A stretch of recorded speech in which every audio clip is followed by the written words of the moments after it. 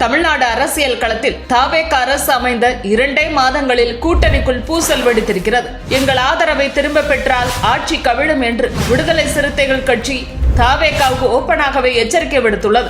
அமைச்சர் பதவியே வேண்டாம் என்று கூறிவிட்டு இப்போது சமூக நீதித்துறைக்கு பதிலாக போக்குவரத்து, உயர்கல்வித்துறை போன்ற பெரிய துறைகளை கேட்கிறார்கள் என விசிக மீது தவேக தலைமை கடுமையான அதிருப்தியில் இருப்பதாக தகவல்கள் வெளியாகியுள்ளன. தவேக விசிக இடையே திடீரென இவ்வளவு பெரிய விரிசல் ஏற்பட என்ன காரணம் பார்க்கலாம்.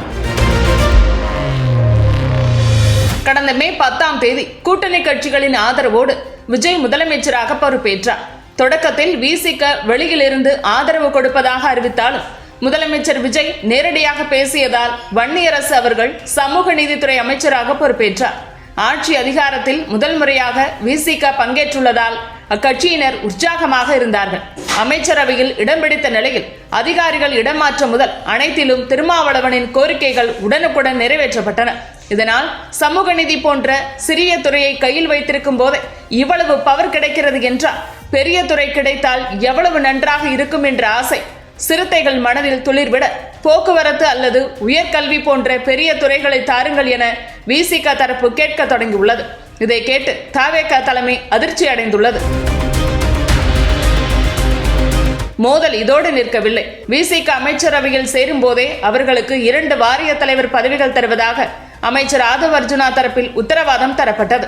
ஆனால் தற்போது மாற்று கட்சிகளில் இருந்து தவேக பக்கம் சாயும் முன்னாள் அமைச்சர்கள், எம்எல்ஏக்கள் மற்றும் நிர்வாகிகளின் எண்ணிக்கை எதிர்பார்த்ததை விடவும் அதிகமாக இருக்கிறது.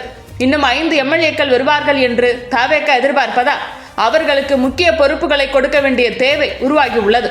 இதன் காரணமாக சமீபத்தில் நடந்த கூட்டணி கட்சிகள் விருந்தின் போது திருமாவளவனிடம் அமைச்சர் ஆதவ் அர்ஜுனா தனியாக பேசி, உங்களுக்கு 1 வாரிய தலைவர் பதவிதான் தர முடியும், அதுவும் நாங்கள் சொல்லும் விசிக நிர்வாகிக்கு தான் தர முடியும் என அதிரடியாக கெடுபிடி விதித்துள்ளார்.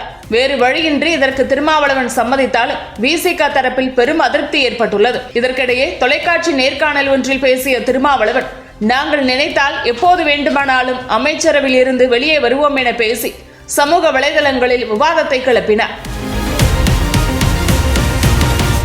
மேலும் சட்டமன்றத்தில் திமுகவினரை பார்த்து முதலமைச்சர் விஜய் செய்த செய்கையை திருமா விமர்சனம் செய்ததற்கும் ஆதவ் தரப்பு எதிர்ப்பு தெரிவித்தது. தற்போது திருமாவளவன் திருச்சி கிழக்கில் போட்டியிட வேண்டும், அவருக்கு துணை முதலமைச்சர் பதவியை கொடுக்க வேண்டும் என விசிகவினர் அதிரடி தீர்மானம் நிறைவேற்றியுள்ளனர்.